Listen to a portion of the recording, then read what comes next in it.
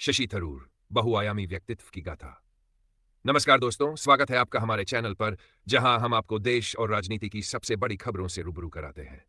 आज हम बात करने वाले हैं शशि थरूर के प्रारंभिक जीवन, शिक्षा, संयुक्त राष्ट्र में भूमिका, भारतीय राजनीति में उनका योगदान, साहित्य और कूटनीति में उनके योगदान के बारे में। शशि थरूर का प्रारंभिक जीवन और शिक्षा। Shashi Tharoor London, United kingdom में हुआ था। उनके पिता चंद्रन थरूर एक पत्रकार और विज्ञापन पेशेवर थे जो द स्टेट्समैन अखबार से जुड़े थे। मूल रूप से शशि थरूर केरल के पलक्कड जिले के रहने वाले हैं। जन्म भले ही विदेश में हुआ हो, लेकिन उनका पालन पोषण भारत में हुआ। उनकी शुरुआती शिक्षा मुंबई और कोलकाता के प्रतिष्ठित स्कूलों से हुई। इसके बाद वे दिल्ली विश्वविद्यालय के सेंट स्टीफेंस कॉलेज में दाखिल हुए, जहां उन्होंने इतिहास की पढ़ाई की। उन्होंने महज 22 वर्ष की उम्र में स्नातक की डिग्री प्राप्त की। बाद में वे अमेरिका की टेफ्ट्स यूनिवर्सिटी के Fletcher school of law and diplomacy गए, जहां उन्होंने मास्टर्स एमएलडी पीएचडी की डिग्री प्राप्त की, और वो भी सिर्फ 10 साल की उम्र में। यह आज भी एक रिकॉर्ड माना जाता है। वैवाहिक जीवन। शशि थरूर का वैवाहिक जीवन हमेशा चर्चा में रहा है।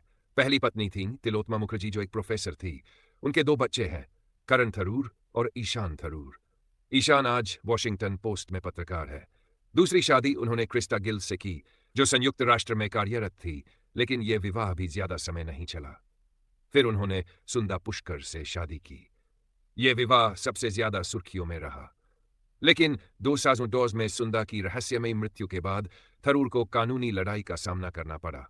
भारतीय राजनीति में शशि थरूर का योगदान 2007 में संयुक्त राष्ट्र से सेवानिवृत्त होने के बाद उन्होंने 2009 में कांग्रेस पार्टी के टिकट पर तिरुवनंतपुरम लोकसभा सीट से चुनाव लड़ा और शानदार जीत दर्ज की। इसके बाद 2012 और 2019 में भी वे इसी सीट से लोकसभा पहुंचे। राजनीति में उनकी छवि एक पढ़े लिखे, तर्कशील और वैश्विक दृष्टिकोण वाले नेता की बनी। वे विदेश नीति, संस्कृति और शिक्षा जैसे विषयों पर संसद में सशक्त तरीके से बोलते हैं। 2012 में उन्हें मानव संसाधन विकास मंत्रालय में राज्य मंत्री नियुक्त किया गया। वे सोशल मीडिया पर भी युवाओं के बीच खासे लोकप्रिय हैं। संयुक्त राष्ट्र संघ में योगदान। 1978 में शशि थरूर ने संयुक्त राष्ट्र में काम करना शुरू किया। वे लगभग 3 दशकों तक विभिन्न उच्च पदों पर कार्य करते रहे। 2001 में उन्हें महासचिव कोफी अन्नान का विशेष सलाहकार बनाया गया। 2006 में वे संयुक्त राष्ट्र महासचिव पद के लिए दावेदार रहे। संयुक्त राष्ट्र में शांति, विकास और मानवाधिकारों के क्षेत्र में उन्होंने बहुमूल्य योगदान दिया और भारत की प्रतिष्ठा को अंतर्राष्ट्रीय स्तर पर ऊंचा किया। राजनीतिक करियर की खास बातें। शशि थरूर ने हमेशा तथ्यों और तर्कों के साथ अपनी बात रखी है। उनका संसद में दिया गया प्रसिद्ध भाषण, जिसमें उन्होंने ब्रिटिश उपनिवेशवाद की तीव्र आलोचना की, वैश्विक स्तर पर वायरल हुआ। वे धर्मनिरपेक्षता, महिला सशक्तिकरण, एलजीबीटीक्यू अधिकार और अभिव्यक्ति की स्वतंत्रता जैसे मुद्दों पर मुखर रहे हैं। 2005 में ऑपरेशन सिंदूर के दौरान जब भारत ने पाकिस्तानी आतंकी ठिकानों पर कार्रवाई की, तब शशि थरूर ने अंतर्राष्ट्रीय मंचों पर भारत का समर्थन जुटाने में अहम भूमिका निभाई। उनके प्रयासों से कोलंबिया जैसे देश ने पाकिस्तान के पक्ष में दिए गए बयान को वापस ले लिया। यह एक महत्वपूर्ण कूटनीतिक जीत थी। साहित्यिक योगदान। शशि थरूर एक शानदार लेखक भी हैं।